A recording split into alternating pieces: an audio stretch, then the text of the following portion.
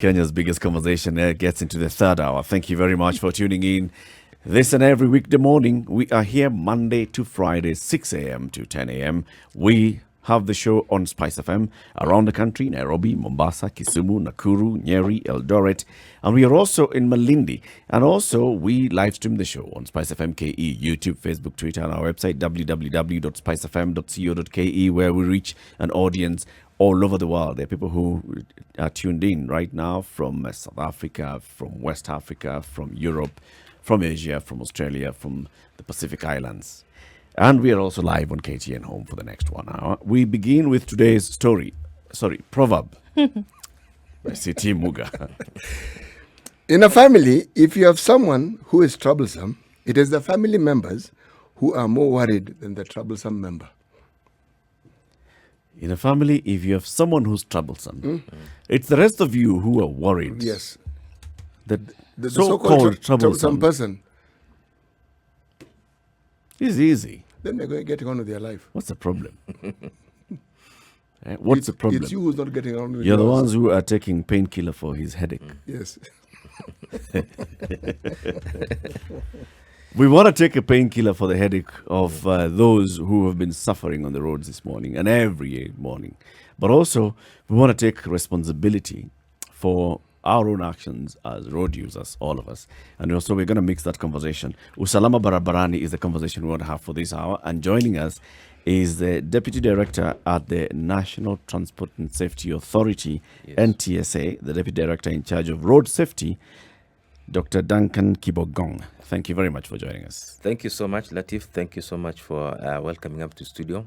We are pleased to join in this particular session. We call that a hot seat.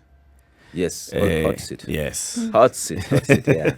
Yes. That hot seat is going to warm up this morning because there are some people who may not want to hear the issues of road safety when they are stuck in traffic. Yes.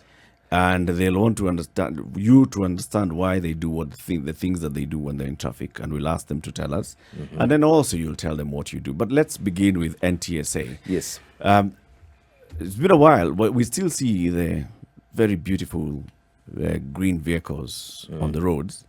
But after the president told you to stop arresting drunk drivers, yes, what do you now do? Now, thanks so much. I think we needed clarity on some of these things. NTSA, of course, I think is fairly well known in this Republic of Kenya, and because of a variety of factors. Of course, what comes usually most of the time is the issue which we were doing in the past, and that was the issue to do with enforcement, which currently we are not doing. So part and parcel so that we understand NTSA. NTSA is the lead agency on matters road safety in the Republic of Kenya. We came into force, or rather we were established through an act of parliament around now about, 7-8 years ago, NTSA Act of 2012. So part and parcel of our functions are basically about 7 or 8. And I'll quickly run through. One of it is we register motor vehicles. So registration of motor vehicles in the Republic of Kenya is a function of NTSA. We do conduct motor vehicle inspection. Especially currently, we are working on the PSV, that is the public service vehicle, to ensure that they are roadworthy, and the commercial vehicles. We advise government on national policy on matters touching on transport and road safety. We do public education, and this is why we are, of course, here, to tell people about matters road safety, to see if they are going to shift to their behavior from how they behave badly on the roads to behave better. And we do matters touching on driving schools, coming up with driving school standards.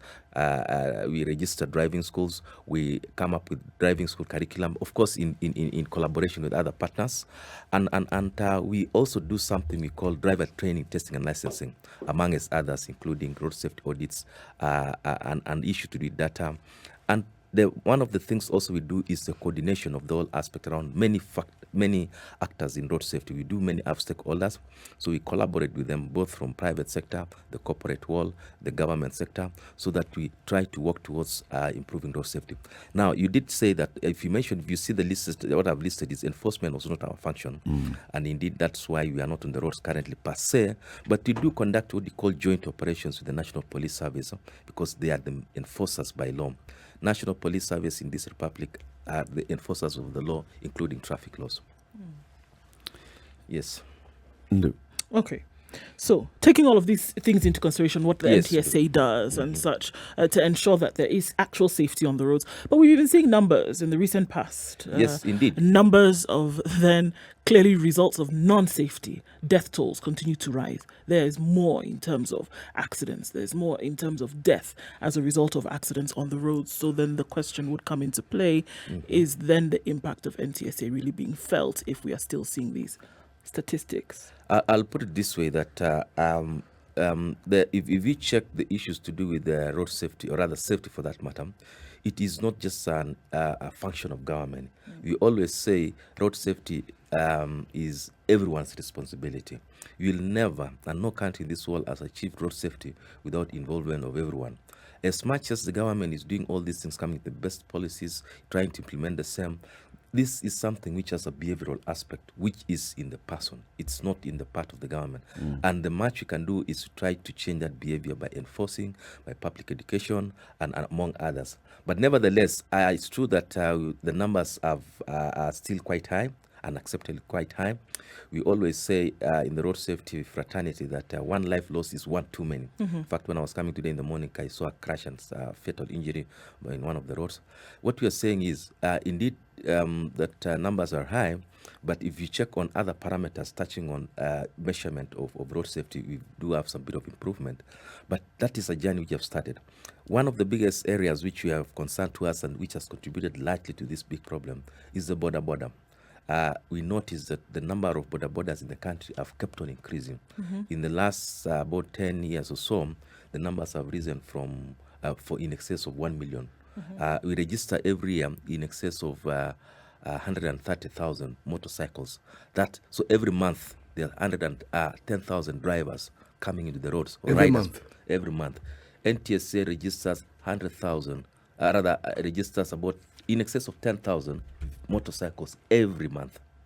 You know what that means? It means that every month we have, and majority of this, of course, will go to border sector. And so even if you let's say 10,000 border are coming to the market every month. So that means that we have those drivers. And that's why one of the things is we are trying currently to regulate them and put them into a regulatory regime, train them to see how, because many more, there in excess of 70-80% of the riders out there have not been trained. Give us details of what this training entails. Yes, the training entails putting them into a driving school for purposes. There are two types of trainings, I can say.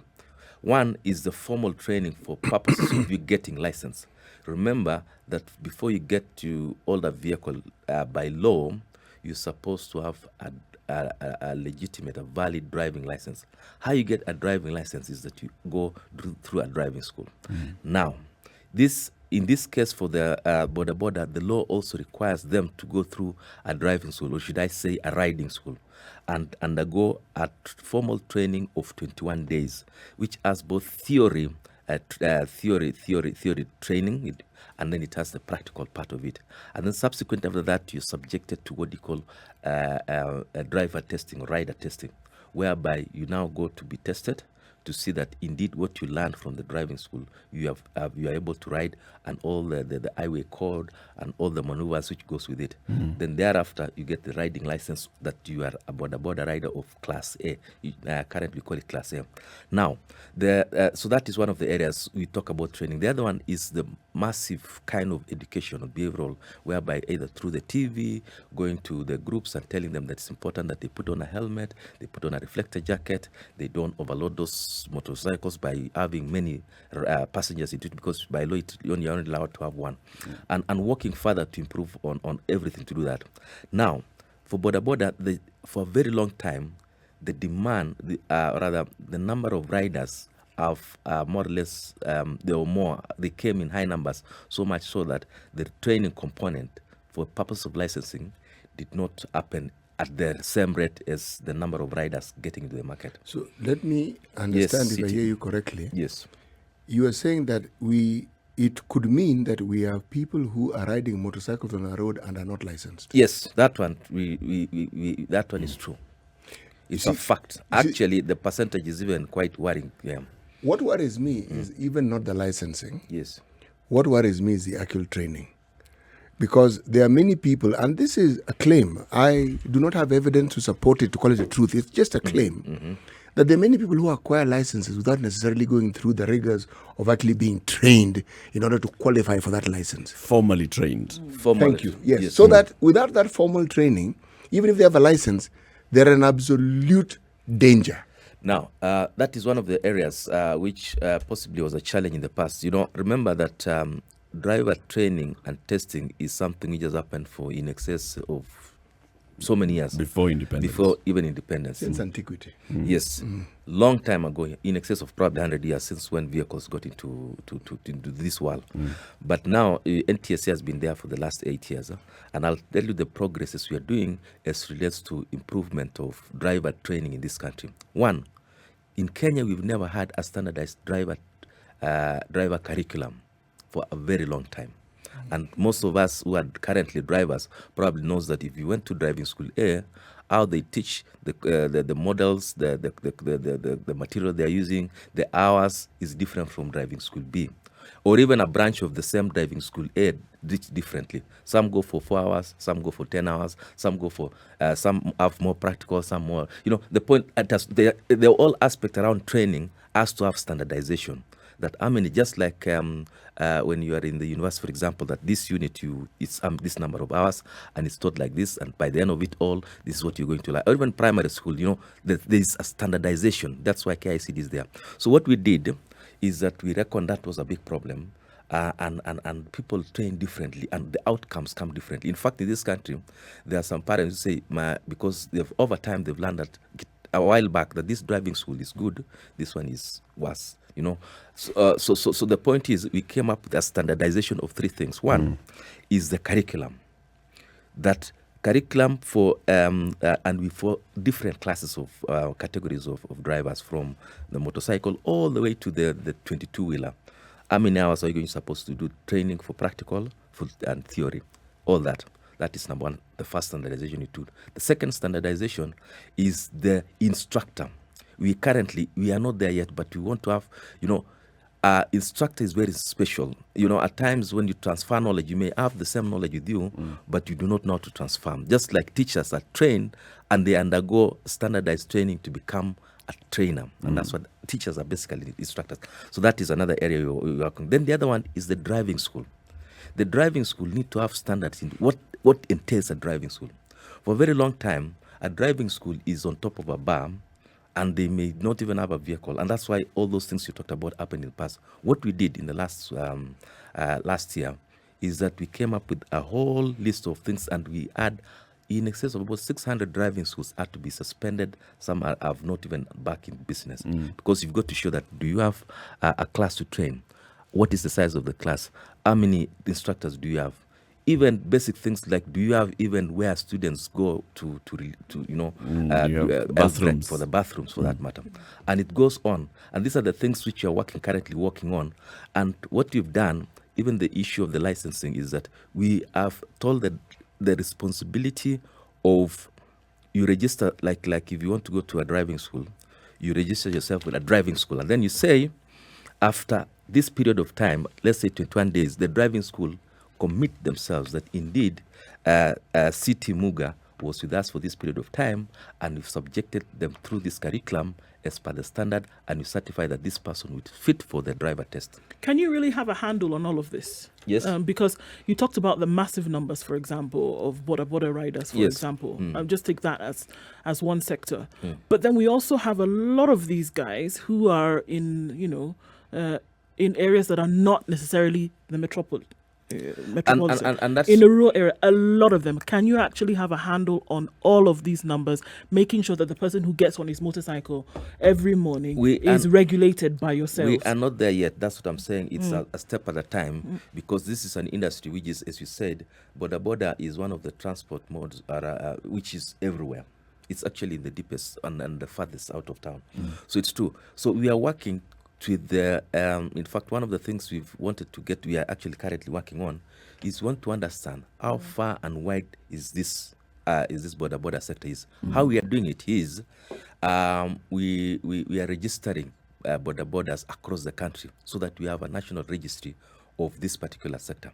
How we are doing it is that through the national government, the Ngao structures, we are the Ministry of Interior.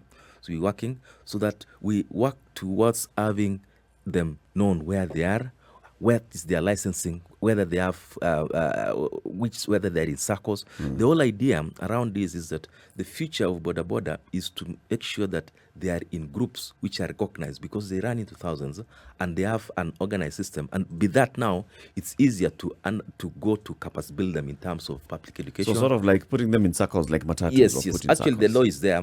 It is just that it is taken time to implement because of the huge part of it. But the law requires Boda Boda that for you to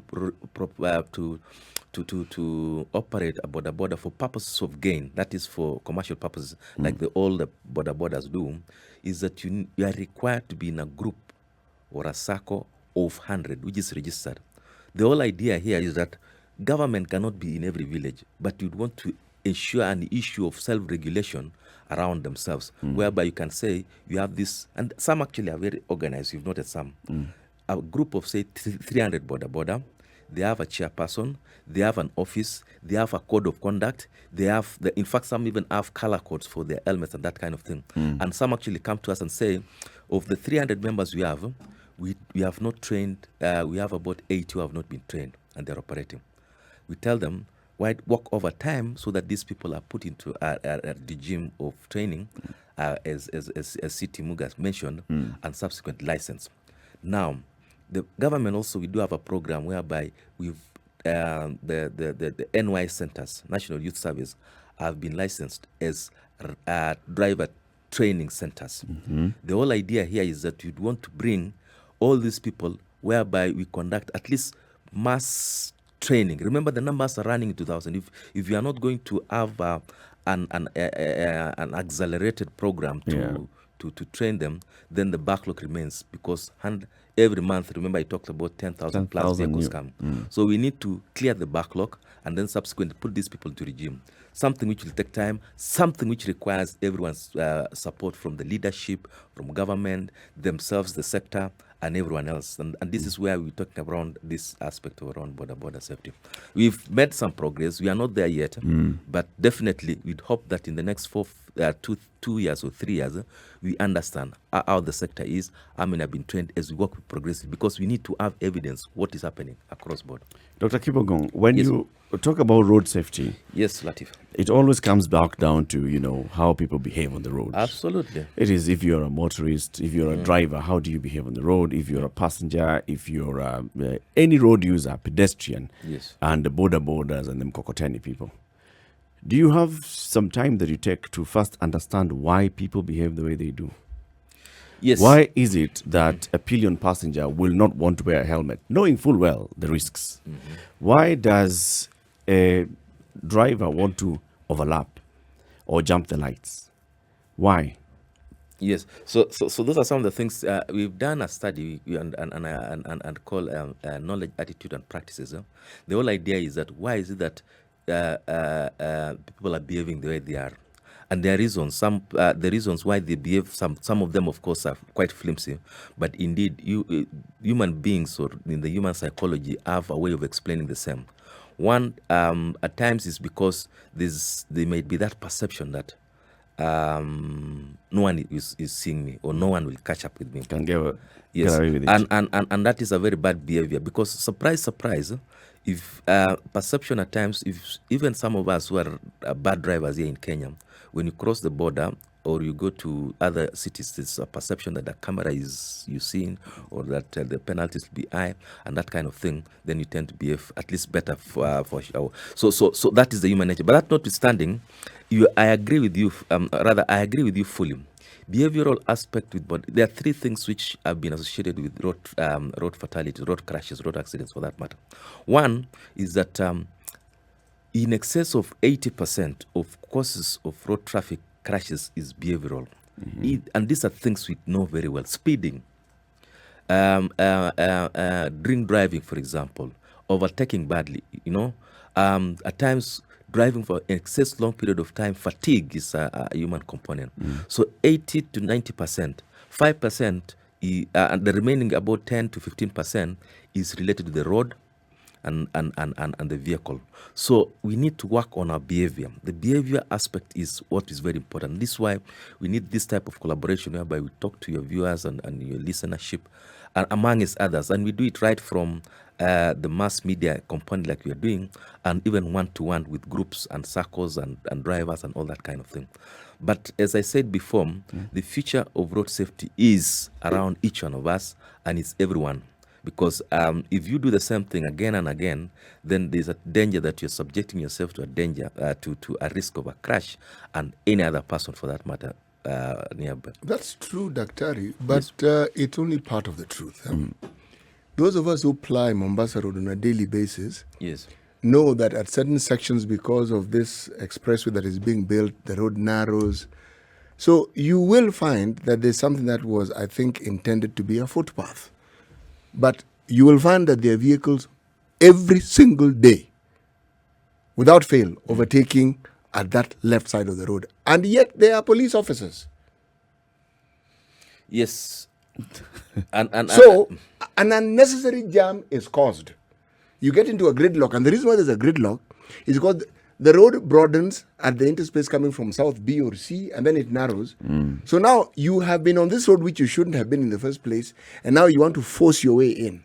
Now all you require is somebody nosing in, the other person can't move, you have a gridlock. I agree with you fully, and I think on the construction side along Mombasa Road is where we are, just across out there, is I can say is it's unfortunate at times that we Kenyans go into it, and somehow because of our bad behavior, we get ourselves into some, lock ourselves down into hours, into the night, and it has happened in the past.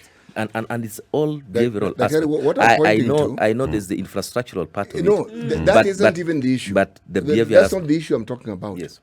I'm talking about unruly drivers. Correct. And that's a behavioral thing. Who are not reined in. And I'm saying you have law enforcement, and it's like they're sitting and observing this thing happening. The They've truth given of up the matter one is that now. the unruly behavior that we see is likely to continue because the enforcement has not previously taken place. That somebody who then is going to behave in a certain manner on the road does it because they know they can get away with it. True, and that is what the issue about perceptions we talked about before. But that said and done, I agree that that all those contributing factors. But the other way around is that I'll put it. I'm not trying to defend anybody, but do we have to be policed for that matter? Yes. Why? For the simple reason that human nature, by its very existence, abhors regulation. Human beings want to do what they want to do from that is- childhood. So they have to, they have to be trained, they have to be taught. If you are to live in a society with others, that's why we have rules and regulations. Otherwise, we would not have the NTSA, for Yes. I example. agree. Yes. I have a completely different outlook of this. Yes. Let's continue this conversation Yes, after this. My outlook is very different, and it's not about that we are unruly and all. It's because somebody else is unruly. We have a conversation with Dr. Duncan Kibongong. He is the Deputy Director in charge of road safety at the NTSA. So, why do you behave the way you behave, and how should you be behaving? And who's the reason behind all these things? We are still talking to our people who are on Mombasa Road who've been stuck. People spent 7 hours last night. You will tell us about that. And also, we will be giving a message and sending a message to the people in charge. Cabinet Secretary James Macharia and the Kenha officials who are here on Tuesday. We'll be speaking to them again. We're talking about Usalama Barabarani. Correct. The conversation and the debate that we had started very well by City is why people behave the way they behave on the roads and several things. City, I think you are alluding to impunity. Human behavior impunity. Precisely. That's why from childbirth, you take all this time as a parent to teach this child. If it were true that human beings are just good, you just let the child just grow willy-nilly like a weed and see whichever direction that they take. But look at Follow the sunlight. Yes, just basic instructions. Food is over there. If you have other needs of nature, it's over there. But meanwhile, generally get on with life. We don't. You nurture, you teach, you train. Why? Simply because in the absence of that, we will find it very difficult to coexist with others in society. So you're bringing the issue of enforcement. Yes, I am. enforcement to make sure that people are behaving the way they do. That everybody Yes. understands the rules that guide certain behavior in specific places at certain times, so that there's commonality. You know, this is what you're supposed to do. And they know the consequences. Yes, and then that brings order. Dr. Kibongong, actually, you even gave the example. People get out of this country. People get to Namanga, driving at high speed, get to Namanga, crossing over into Tanzania, and then you've already had, askari wako na tochi kwenye barabara. People reduce the speed. And, here I'm supposed to drive at 50, they drive at 50. Because they know enforcement and enforcement officers are there. And it's true. An example, at Naivasha, as you get from Nairobi to Naivasha, as you get to the first junction, there are police officers there. NTSA officers sometimes are also there. So, because you know that there's a speed gun somewhere as you go down the escarpment, My friend, people started behaving. that Because speed gun waits for constantly- you round that corner where you don't see them, and suddenly they're there. Yes. So there's that. But then I want to put in the other angle of lack of enforcement is a big contributor, but then there are other conditions that also make somebody not do this. So, for instance, a pillion passenger boards a boda. They know they should be wearing a helmet and a reflector jacket. Why don't they do this? One of the reasons will be concerns over hygiene. I mean, this helmet, shika helmet, and you putting on a helmet is sweaty. Some of these things we need to know how to address them, so that this is the concern of the user. And if you don't address that concern, you're never going to see that person observing the rules. The other thing, overlapping in traffic. Why do people overlap? Today, if you're going down Thika Superhighway, people will not overlap when it's moving, right? People start overlapping because there's a gridlock. And why do we start overlapping because there's a gridlock? Because of experience. If there's an accident, just two vehicles have done some minor fender bender, how long does it take to move those cars from there? All the other factors. None of these drivers wants to move the car, even if they agree that, yes, mimi ndio niko na makosa, wewe una makosa, because insurance. And what insurance has told them. And what insurance will say about accepting liability. And that means police officer. How long will it take for the traffic police officer to arrive so that you can unlock this gridlock? So if you know that it's likely that is what has happened and it's going to take long, you start looking for a way out fast.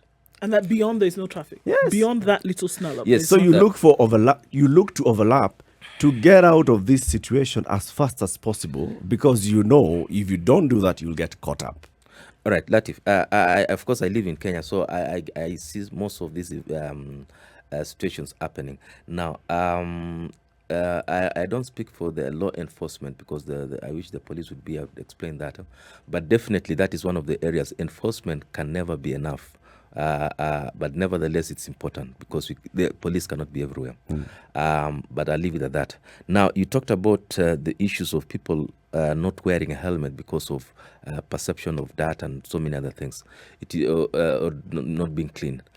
I think that is one of the areas which we've been trying to, and I'll speak to the viewers about this and your listeners, is that at times, if you see the damage you'd have on your head, if that head of yours gets into the tarmac following a fall after a road traffic crash, then you can't believe that it is far better to wear with all the dirt therein.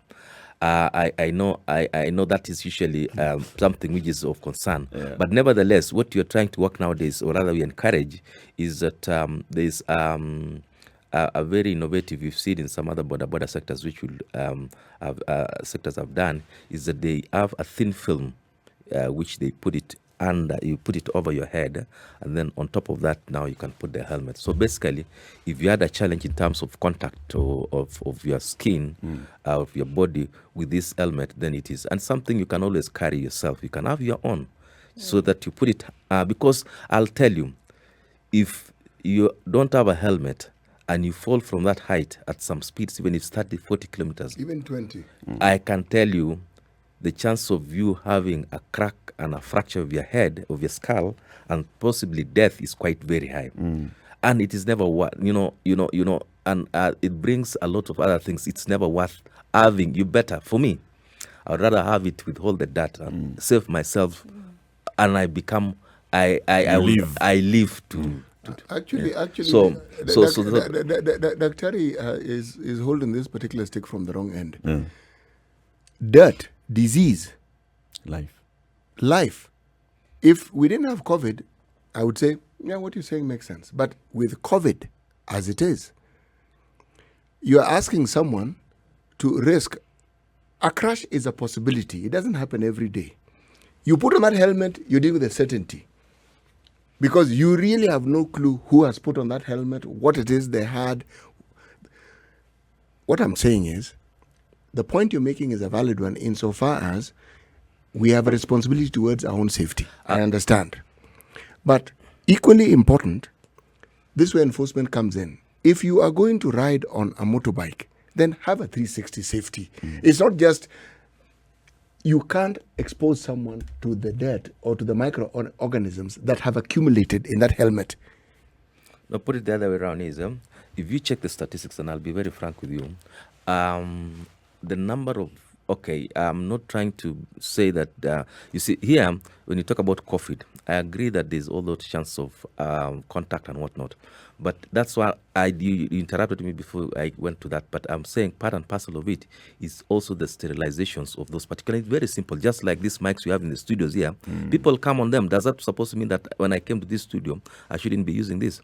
But the point is, on top of that is the whole aspect around, and I think that has been going around even with the protocols. The government did not say do not use a helmet. They say that you need to work towards having it sterilized as you use them. Then two, when it comes to statistics, do you know, as you speak, road traffic injuries has killed more than corona?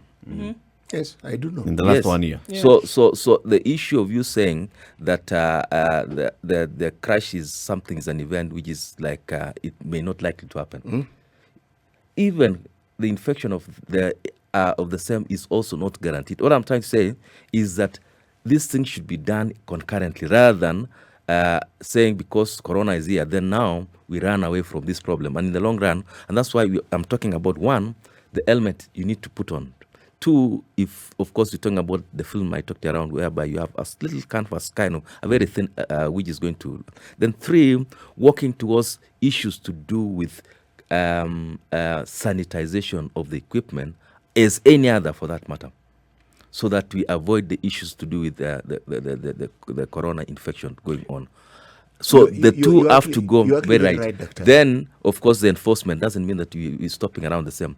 And I kept on saying this, enforcement can never be enough for this country. Unless we get, for the 40 million Kenyans, we have another 40 million police officers. It's impossible.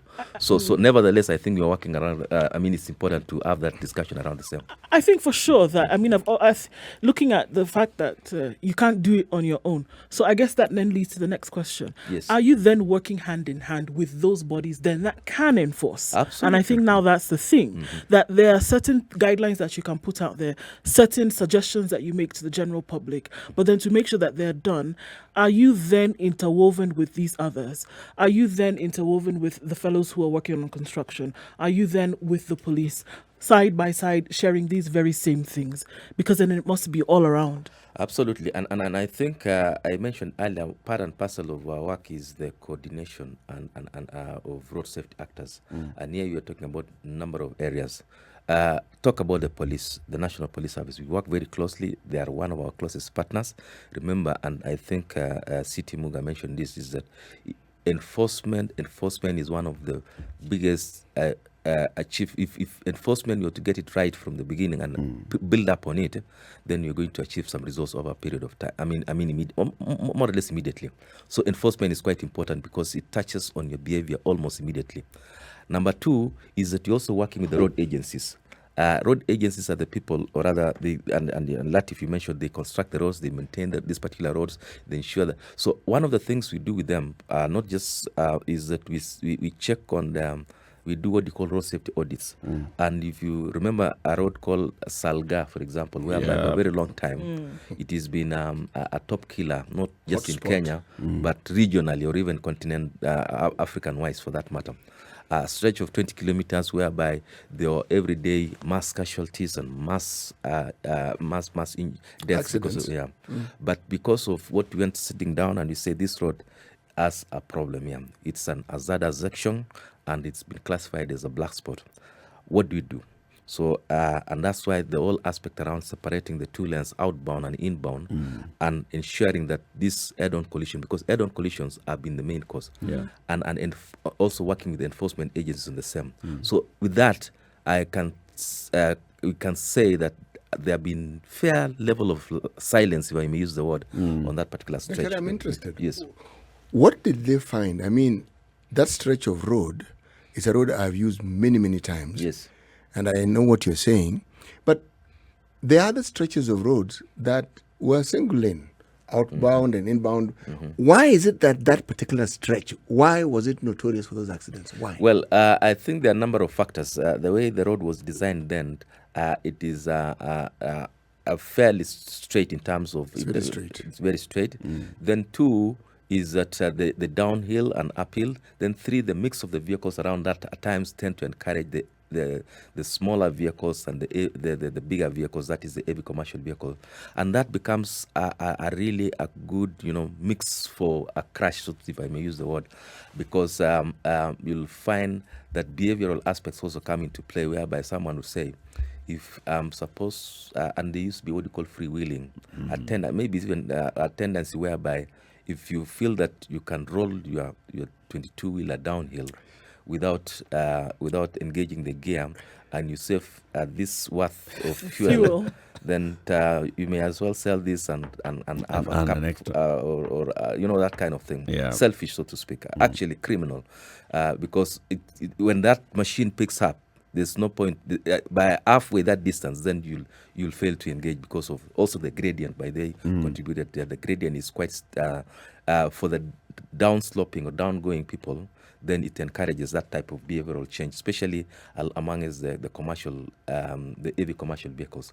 So and then when you are going up, then what happens is that the slow-moving vehicles. Then I have a tendency of said, will I wait for the next 20 kilometers just trailing to on overtake this? To overtake this. So thing now moving at 10 kph. you then have a tendency of then now the other guy is wrong. So those are now the things. So now what you've made, and at times human beings, when a road gets wider, then you tend to feel safe. Yeah. But and that's why if you put that barrier, then there's that feeling that you are restricted and you are likely to hit. Restricted to your side. So now that that perception, you'll find that people coming down, there's no overtaking.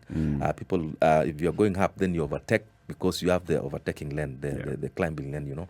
So that is how we worked around So that has improved. and it has improved In and the we are last working 1 on year, so many areas. If you compare the accidents in the last 1 year to the accidents, say, in the previous 1 year. Wow, this you can see dramatic. We call it treatment. It is dramatic improvement, and working on some other stretches along Mombasa Road, the Northern Corridor all the way, and many other stretches. And those are, of course, I can say they were older roads. These roads have been there for the longest time, and they have what you call inherent traditional problems around the same. And now working with the road agencies, Kenya, Kura, and the rest, is that we work towards, right from the beginning, when you design a road, let's ensure that the safety features therein incorporated from the beginning, so that you don't need to come and say, wait for crashes to happen. And I have a suggestion that you can take to Kenya on that particular stretch. Yes, Latif. Street lights, or at least light up the road. True. My friend, from 7 p.m. when the darkness falls, Visibility. if a truck just stalls on that road, you can't see it. You'll run Actually, into it's part of the recommendations. Lighting is also part. These are all working on the same. Of course, we're working them in the aspect of resources and whatnot. But from my safety point of view, safety point of view, it is very important. Lighting is one of the actually very important things. There's something else that also, when it comes now to policy on safety and all, I think, even speaking to the engineers from Kenya, Yes. you get a sense that we just think of road users as those who are driving or those who are in motorized vehicles. Yes. We forget the other road users. So a road is being constructed, there are no pedestrian walkways, there's no lane for the cyclists to use. So everybody is just trying to squeeze themselves into this. That leads into all these accidents. You're very right. That traditionally, I'll put it traditional because, as I said, roads have been there for the longest time.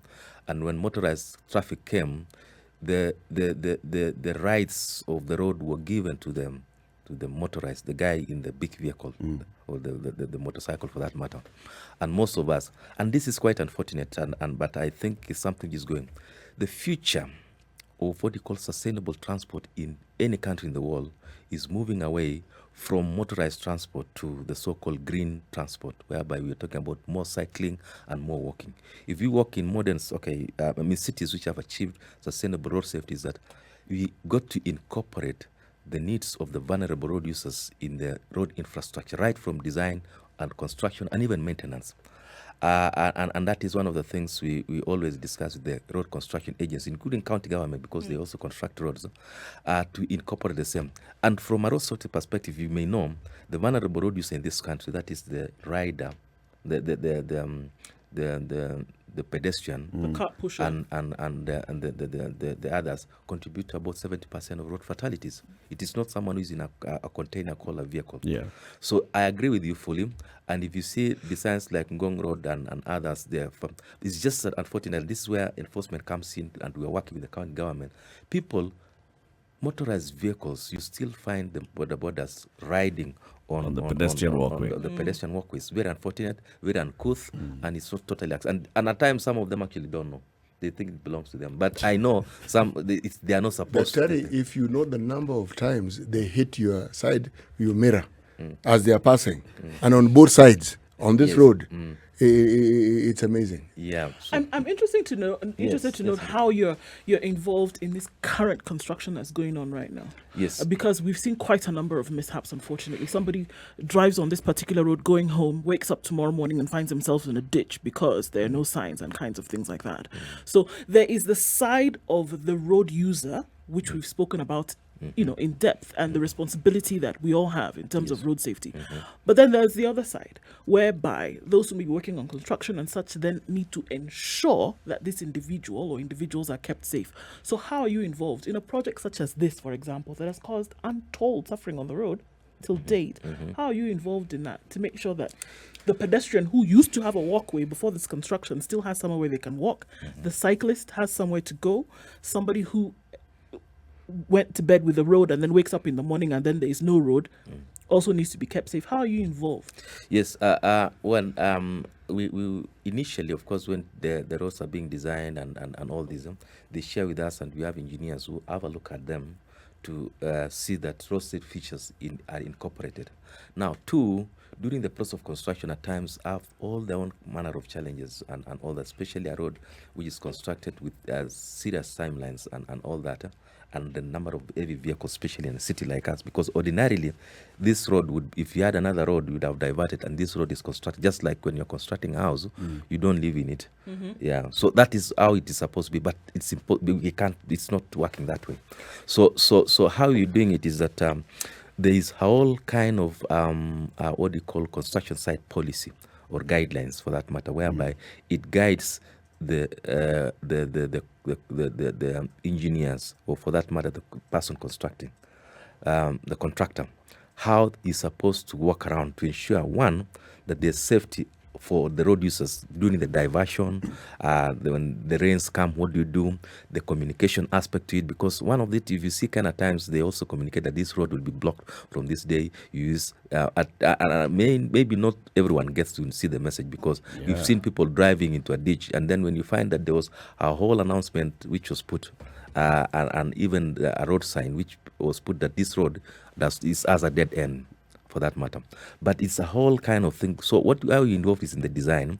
Then two is working also with Kenya on this policy around construction site safety, which is very important, because a construction zone comes with its own challenges. We just had the other day, or was it yesterday, during a construction around Valley Road, there was a whole crash and some, So there are guidelines, or rather protocols, which need to be followed. Unfortunately, is that in our country, some of the things, if you pinpoint, people actually don't. I've seen a situation whereby people have to pull off barriers so that they cut a shortcut from point A to B. And that is unfortunate because they're saying there's no through way here. But you see, if you can go like this, you can get to the other end. So you pull this one, and then and we see motorias of the matatus because they want to make a. So it is quite unfortunate. But because at times people don't understand because the danger about the same. It's not just the physical you see. You never know that probably there's some wires therein which probably can give you some serious electrocution of some sort, or you destroy an equipment which is you're not supposed to, and it becomes another a big problem. So, but that notwithstanding, yes, we're working with them. The engineers, Ken and Kura and the rest, I think a better place to answer than they were here. But nevertheless, it's important that the people adhere to those rules, and on the part of the contractor, they ensure that they provide the right information in time, so that, as you said, you wake up at night, in the morning, you pass there last night, tomorrow you find the road is not there. But there should be a way of communicating to you from that, Monday that indeed there'll this is be going no to road. happen.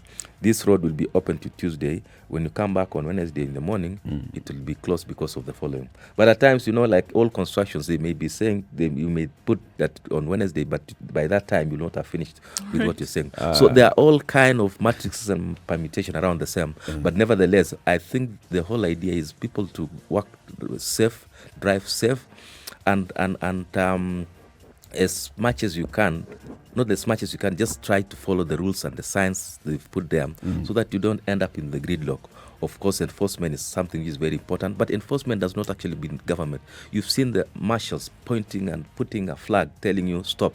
But you see people, just because they cannot arrest you or they cannot do anything to you, who are you? you just push them Talk aside. about holding a lollipop. Eric, Let's- we're coming to the end of Yes, this. let's- But there's a let's question say I'd like to ask. Let's maybe say after goodbye this. to our audience on KTN Home first, because they'd like to switch over to other programming. But you can switch over to the conversation to Spice FM 94.4 Nairobi, Mombasa 87.9, or Nakuru 96.0, 96.7 Eldoret, Nyeri 90.9, Malindi 97.7, 102.5 in Kisumu. We've been live on KTN Home, but the conversation continues on Spice FM. You know, the good doctor mentioned at the very beginning that one of the things that they've been trying to do is to standardize the protocols and the trainings and the curriculum. Yes. So, if this is a question that was actually asked by one of our listeners, I was reading it. So, do you determine it in terms of the number of hours somebody must actually be in a vehicle driving? Driving, which part? Is it in town? Is it out of country? How many hours? If it's a different kind of vehicle, a different class of vehicle? Are all these things contained in the curriculum? Yes, if you check the curriculum, it is gives on the number of hours on each of those. So, say for example, you apply to become, let's say, start with the border rider, motorcycle rider. We have two categories. This what you call A1 and A2. A1 is if you want to ride privately and you'll not be carrying passengers and whatnot. A2 is if you are going to ride and drive for gain, like for is it A2 or A3 for border and even the tuk-tuks and the rest. So now the curriculum is very clear, and I think I can share with you. It talks about that what are you going to learn? There are theory aspects and practical. So for example, you need to learn about the highway code. Highway code is as it talks about. You need to have this number of hours training on this, on theory, and on practical. Then talk, for example, understanding the Traffic Act and the rules, because it's quite important. As a rider, you need to know what regulates. These are the number of hours. You may not have practicals on that. So it has, and in the long run, it has. It is put in a column, and it even talks in the long run about each of each of those modules. So indeed, the number of hours are there, and it's different for different. You cannot be, say, a lorry driver or a matatu driver. It's different from, say, a Personal 21 or even a personal. So the hours are more for the heavier the vehicles, and you'll see more the practical part of it. And those are now the things we've done. What we did is that we subjected the driving schools, and we told them, driving schools, this is the curriculum. You guys have to. And then once in a while, we'd also want to check whether the driving schools are adhering to this. So you do your 20 days, others have 30 days, others have 60 days, even up. And then now, upon completion of that, then you are subjected to the test. So indeed, yes. There was talk of ensuring that when you renew your license, it will also be subjected to a certain point or age that you arrive at. For instance, when you get to my age, Yes. I'm 63 years old. Do I need to be retrained in order to renew my license? If not, when I get to 70, will I require it? When I get to 80, will I require it? Does he Yes. need to be subjected to further tests, for example, on his eyesight? Correct. This is the Situation Room, the only way to start your day.